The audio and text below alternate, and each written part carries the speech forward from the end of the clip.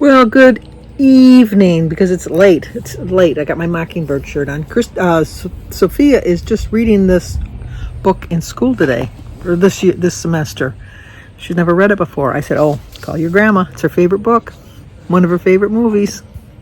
But today is Tuesday. I always said Monday. Today is Tuesday, September 10th, and we have birthdays today because today is Carissa Phelps' birthday. So Carissa, happy birthday to you. Happy birthday to you. Happy birthday, dear Carissa. Happy birthday to you. Cha-cha-cha. It's also Deborah Koss, Koss. Happy birthday to you. Happy birthday to you. Happy birthday, dear Deborah. Happy birthday to you. Cha-cha-cha. Mary Beth Lieb, L-E-I-B, Lieb. Mary Beth. Happy birthday to you. Happy birthday to you. Happy birthday, dear Mary Beth. Happy birthday to you. Cha-cha-cha. It's also Nick's birthday. Happy birthday to you. Happy birthday to you. Happy birthday, dear Nick. Happy birthday to you. Cha-cha-cha. Helen Guyen. I think it's Helen Guyen. I think the N is silent. N-G-U-Y-E-N. Helen. Happy birthday to you. Happy birthday to you. Happy birthday, dear Helen. Happy birthday to you. Cha-cha-cha. And Coffee Bean. I know that's the name of your channel, so I'm going to call you Coffee. Happy birthday to you. Happy birthday to you. Happy birthday, dear Coffee. Happy birthday to you. Cha-cha-cha. Well, I hope all 6 of you have a great, great birthday today. I stayed on plan last night. I did have a little snack last night. I did have a sugar-free Jell-O for 0 points and a big tall glass of water. And actually, it was in the middle of the night. I went to bed early because we had to get up this morning early because I had an appointment with my thyroid doctor, and Jim had to go to this hospital to pick up a sleep study contraption that he's got to wear tonight when he goes to bed. And we had a little bit of running around to do. So I went to bed earlier than I normally do, and I woke up hungry. And I thought, okay, I didn't have enough to eat yesterday. So I thought, I'm going to just have some Jell-O, because I didn't want to eat too much because I knew I was going to be going back to bed. So I just had like one of those little sugar-free Jell-O cups. I read 2 chapters in my book, and then I went back to bed, and I slept sound until I woke up, and I was fine.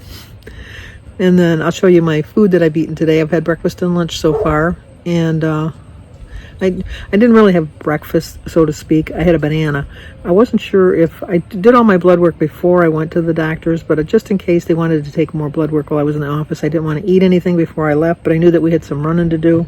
So I brought my water and a banana, and so therefore I snacked on that for breakfast. And when I got home, I had a pretty good lunch. And I'm not really that hungry. It's about 5:30 right now. I'm going to read a little bit more of my book, and then go in and make my dinner. I'm going to have my leftover chicken, and I had some mashed potatoes left over. Those I might reheat. Usually I tell you I don't reheat my food. I usually like to eat it cold. I'll eat the chicken cold, but I think I'm going to reheat the potatoes. I think so. But like a baked potato, I'll eat it the next day cold. I just, no. Like when I went to Outback the other day, I brought home half of the potato and half of the chicken. I ate it cold. It was delicious. Pancakes, if we have leftover pancakes, eat them cold. I can't think. Soup, eat it cold. Mashed potatoes, I think, is kind of pushing the limit. So I think I'm not going to worry about that too much. And then tomorrow we got to drive back to the hospital, which is probably about maybe 40 minutes from here, to turn the kit back in and all of the stuff.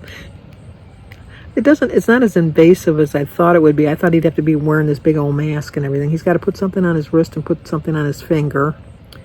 And then he's got to put like tubes in his nose, like, those oxygen masks. Those oxygen tubes that you wear when you are in the hospital. I have to take this call. I'll be right back. And just like that, I'm back.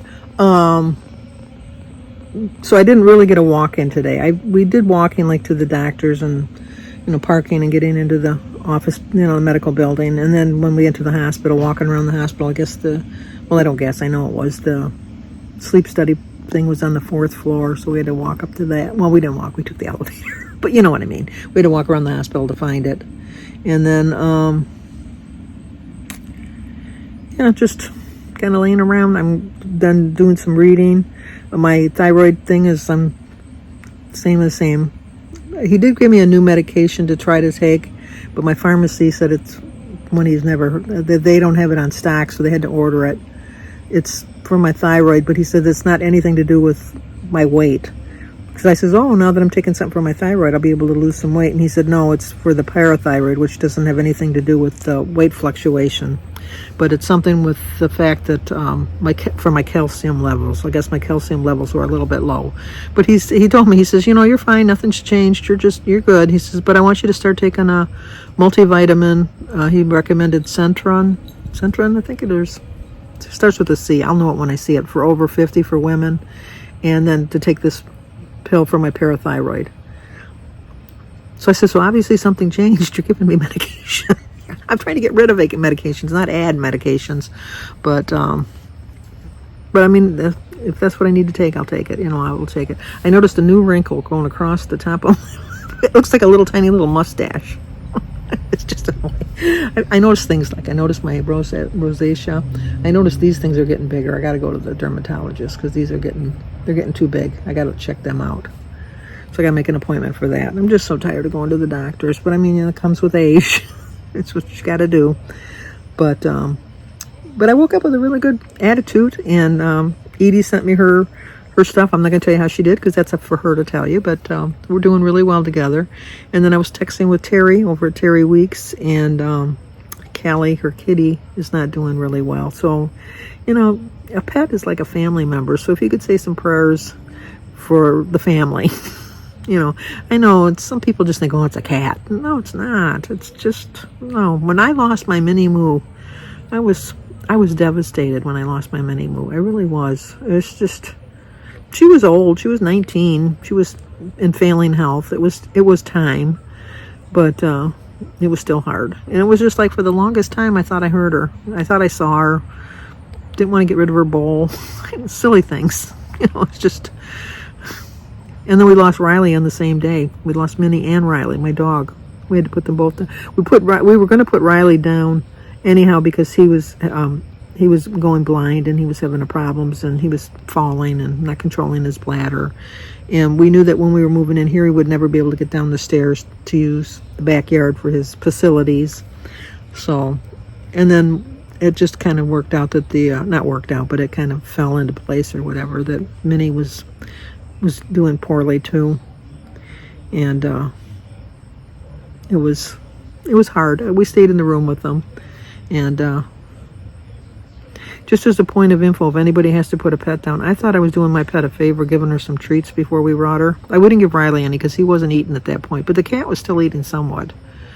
And when they gave her the sedative or whatever to put her down, oh, I cried. It was an awful death. It was awful. And I said, well, no, you can't do the dog. And so he says, well, you obviously fed the cat. I'm like, oh, yeah, I did. She says, well, did you feed the dog? And I went, no. He says, the dog will go peaceful. So, and the dog, Riley did go peaceful, but the cat, still have memories of that. I still have guilt. It's just guilt. I've never gotten another pet since then. And that was in 2006. We've always had a pet. We've always had a cat or a dog or hamsters or always had some sort of a pet. Fish. Although fish, I don't know how you can count that as a pet. But they're very relaxing to watch. They really are.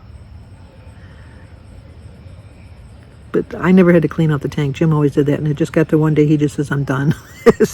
So when he was done, we were done. So we didn't have fish anymore. And then with pets, sometimes you got to worry about, like, it was nice in the summer when we wanted to pick up and go somewhere. We didn't have to worry about taking care of an animal. That was all taken care of. We could just get up and go. So that was nice. But like I said, we were gone most of the day. So tonight I'm going to watch my videos and the debate. I'm going to watch the debate tonight and continue reading my book. I'm reading a little bit slower. At the beginning of the summer, I was reading a book a day. I was just going crazy with the book reading. Although this book is very good. I really do enjoy. I am enjoying it. But it's just with everything, I've had so much going on in the last couple days. I really haven't had time to just sit out here and enjoy the weather, because I think this is going to be our last hurrah as far as the nice weather goes, because I think it's supposed to start getting cool starting next week. Some of the trees in our neighborhood are already starting to turn. It's too soon. It's too soon, I'm telling you. But so let me show you what I've had to eat today. Like I said, I'm not going to show you every day, but maybe this week I'll show you just to see how I'm doing. But that's it. How abrupt. Oh, I did. David came over and helped me move my one shepherd's hook because we couldn't get it into the ground because the ground was so solid. And so he brought some kind of a tool and made little sharp points at the ends of the hooks and then pounded it into the ground. So now I have the feeder that Edie sent me, and over at Edie's Adventures, I have the feeder out on the one hook, and then on the other hook I have the little house that has the soot in it, and then the new hook he put on, I put some soot on that one so I can see when I'm sitting in my chair. And then I hung another feeder down by the sidewalk.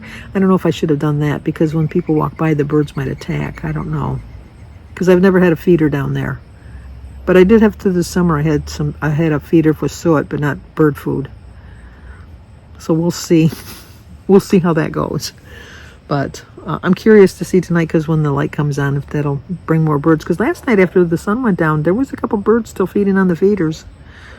So maybe this will give them permission to have a little midnight snack. Okay, let's talk again tomorrow. Hopefully I see you then. Let me show you what I had to eat today. Well, we have some doctor's appointments today, so I'm just going to have a quick banana for my breakfast. After I make sure they don't have to take any blood, and some water, and I'm going to bring my book to read.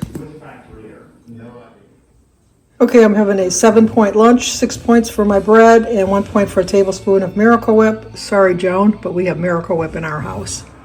And 0 for my raspberries, my strawberries, the tomato, cucumber, and the egg in my sandwich.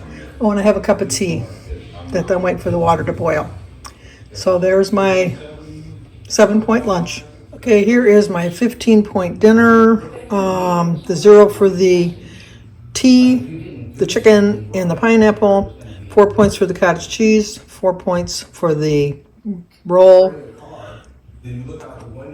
4, 8.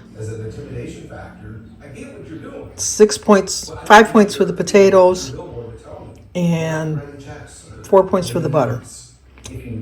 So anyway, it all adds up to 15 points.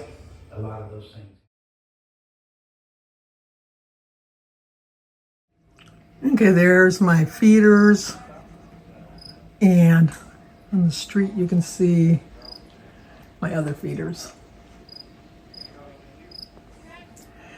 But since I've hung them, I've had no birds. They're a little leery of coming towards it right now. But we'll be here soon enough.